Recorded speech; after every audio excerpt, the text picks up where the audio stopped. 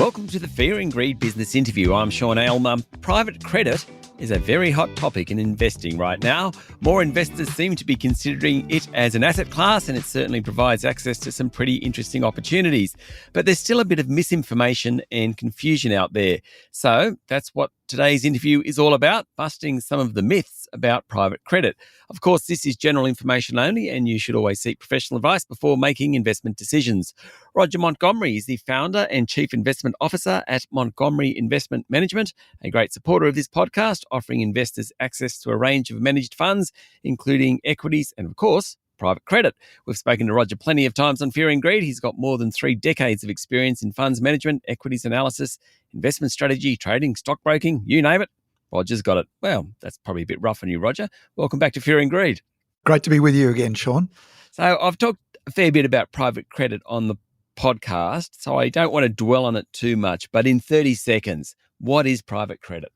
Look, it's lending outside the banking system, and it's gaining traction for a number of reasons. But one, what's happened is after the GFC, regulation and various banking inquiries required or determined that banks need to be unquestionably strong, and that meant that it became more expensive for them to lend in some of the areas that they were previously lending to. And so, if you'd asked me before the GFC, if you'd said, Roger, I want to lend some money to a medium-sized Australian corporate, I would have said, Sean, you've got rocks in your head. You shouldn't do that, because the only companies you'd be able to lend to were the ones the banks had rejected.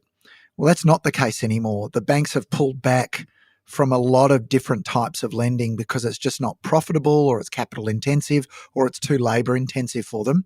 It's left a big hole of about 200 billion Australian dollars between what the banks are willing to provide companies in terms of loans and what companies need to grow. And that gap is now being filled by non-bank lenders, and they make up what private credit is. Okay, so there's an opportunity in a sense for investors, or a private credit funds. One of yours obviously fills that without going too much into that. Is it a private credit fund specifically, or a private credit? Yeah, it's a private credit fund. So there's two. There's actually the Aura Core Income Fund for retail investors, and then there's the Aura High Yield SME Fund for wholesale or sophisticated investors. And perhaps, unusually, while this space might be new to a lot of investors, the Aura High Yield SME Fund has been running for 80 months. It's been going for almost 7 years. And in that time, it's generated monthly cash income with no negative months. Now, that's pretty significant. I come from an equities background, Sean. I'm used to volatility. Yeah. I'm used to negative months, even negative years. And the Aura High Yield SME Fund has been producing positive cash income. It's generated a return of 9.63% per annum since its inception over that 6.5 odd years. And that's, by the way, better than the ASX 200 accumulation index. And it's done it with zero volatility.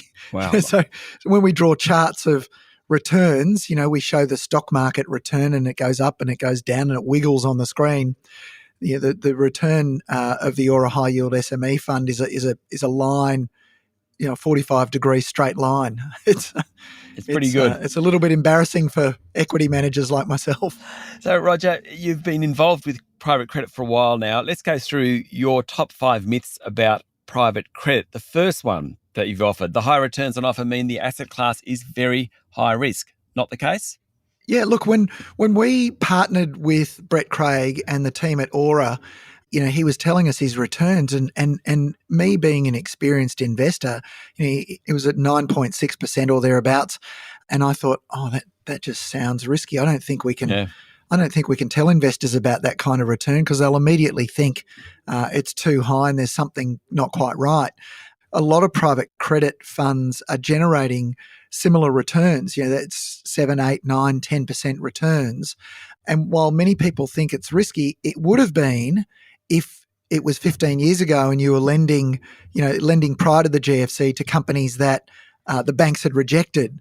But now you're lending to businesses that in many instances would qualify for a bank loan if the banks could be bothered lending them the money. So it's not true that just because the return is high that it's immediately very risky. And as we just explained, the returns have been higher than the ASX 200 accumulation index, but there's been no volatility, zero volatility. Now, of course, past performance is not a reasonable guide to future returns, and you have to seek advice before investing. But the historical track record bears out that there's arguably less risk for that return than if you're investing in the stock market, which has had a lower return and higher volatility. The other thing is, with the Aura High Yield SME Fund, there's 3 layers of protection that investors have. Number one is at the borrower level. So businesses that want to borrow have to have an Equifax score above 600. So they have to be of a very high quality in terms of their credit score before they're even considered as a borrower. Then there's the collateral level. So not only is the borrower of high quality, but a lot of collateral is taken, or a lot of security is taken over, for example, the property the property of the business or its operating assets. There are general security agreements, even directors' guarantees in some instances, and where there's invoice financing, there's even insurance available there too. So you've got the borrower quality level of protection, you've got the collateral level of protection, and then perhaps uniquely for Aura is the structure of the fund. So there are businesses called originators who are actually doing the physical lending. They're the ones actually processing the applications, assessing those applications, and then deciding whether or not they'll lend the money and then lending the money.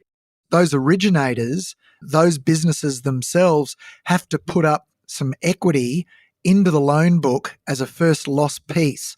So if there is a default that ultimately leads to a loss, and if that loss results, and a loss only results, remember, if a default continues for a period of time and then you can't collect on the collateral, that loss must first be made up by the originator before there's any loss of income or capital to the investor in the Aura funds. So 3 levels of protection there. So it's not the case that just because the return has been 9.63% per annum since inception, and that's now over 6.5 years, it's not the case that the risk is higher. The other thing I'll say is, there's a plethora of these funds out there now. It really is the subject on everyone's lips this year. And so there's been a lot of funds that have just started out. They're just kicking off now, and it's important to distinguish those that have a longer track record, such as the Aura funds, or the Aura High Yield SME Fund, and the others. So look, I'm using Aura. Forgive me for using Aura as an example, but it's the example that I know the most about. Yep. And hopefully this is still a didactic experience for people. Stay with me, Roger. We'll be back in a minute.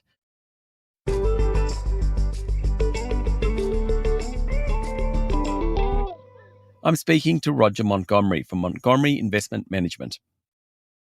Okay, so the second myth that you want to bust, private credit is illiquid, because you often hear that.